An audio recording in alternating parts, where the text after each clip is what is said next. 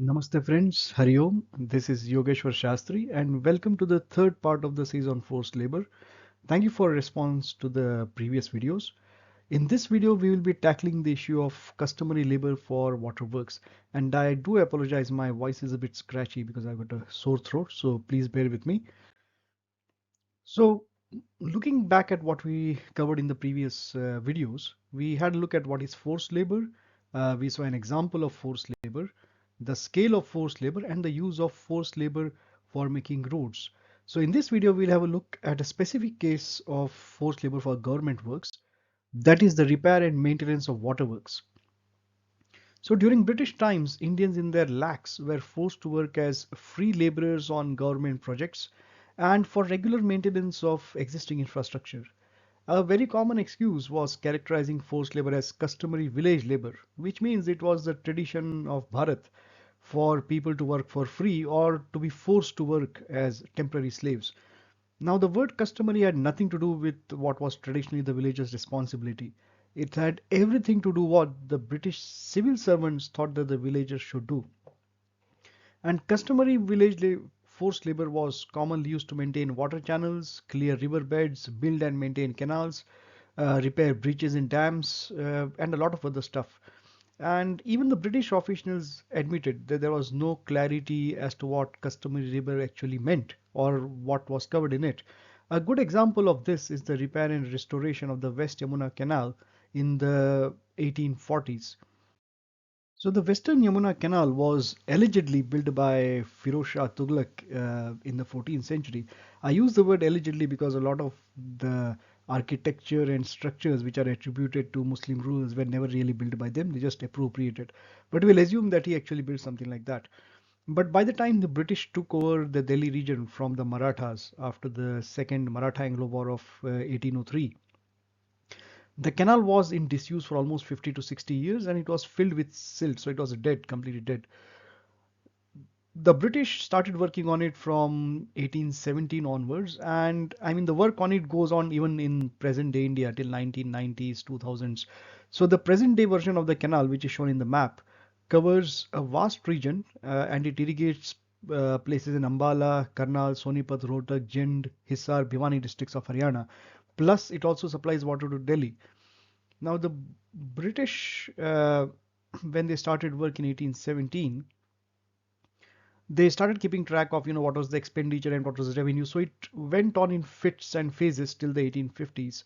Now I'll just quickly take my laser pointer and I'll show you the path of the canal. So this is the Yamuna River, and you can see there's Delhi down here, and the thin blue line which curves around from Panipat and everywhere else and goes up to Delhi is the Western Yamuna Canal. So this was built in phases from 1817 onwards, and the expenditure till 1847 on the canal in today's rupees was 1293 crores or 1293 crores rupees. In US dollars, in today's currency, it would be 157 million US dollars.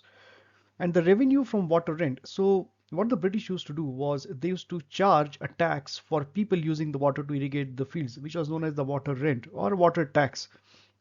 The revenue itself was 1537 crores of rupees, which is roughly 187 US dollars.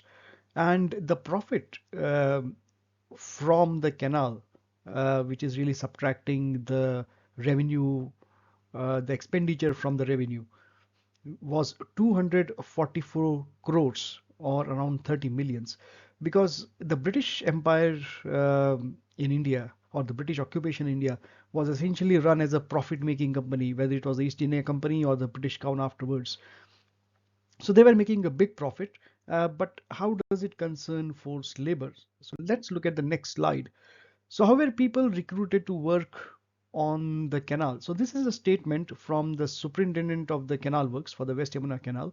He says, I have no hesitation in stating for the information of government that to the best of my belief, not a single large party. Now, a large party means a large party of workers to work on the canal has been collected unless by sawars. So these are sawars or ghode sawars or cavalry. Barkandazi. Barkandazi means gunmen basically. chaprasis, khalasis, malis, or beldars. So different types of peons of the canal establishment for the purpose of bringing them together. So this was forced labor on a very big scale, and this caused a lot of heated correspondence between the superintendent of the West Canal Works and the local magistrate, who was a right-thinking person.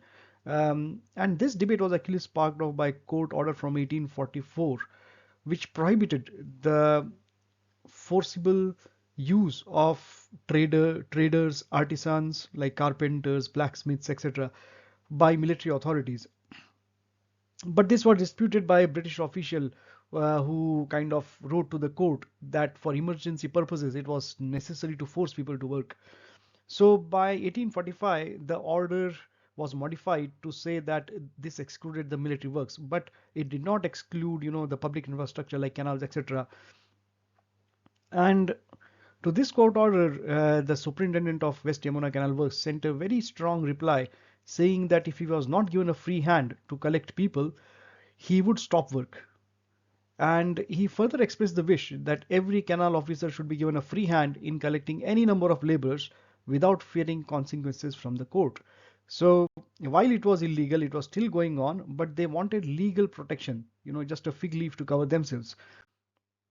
And looking at the numbers, so in 1 year, again, this is from the numbers given by the superintendent of the canal works, around 5 lakh 18,000 people were forced to work for the canal. That's 1 year. So that works out to 43,000 people gathered on a monthly basis. And they were rarely paid anything, if they were paid at all. But the rate was also set at much below the market rate. So the magistrate of Karnal, obviously a good person, called M.B. Thornbull, has given the rate for forced labor on canal works as 7 paise, whereas the market rate at that point in 1844 was 2 ana 6 paise.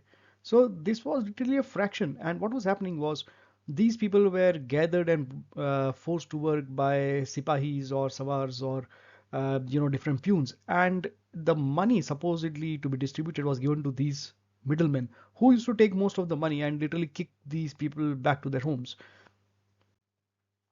This was a pan Bharat phenomenon and continued for a long time. So this is shown by evidence from records from all over the country.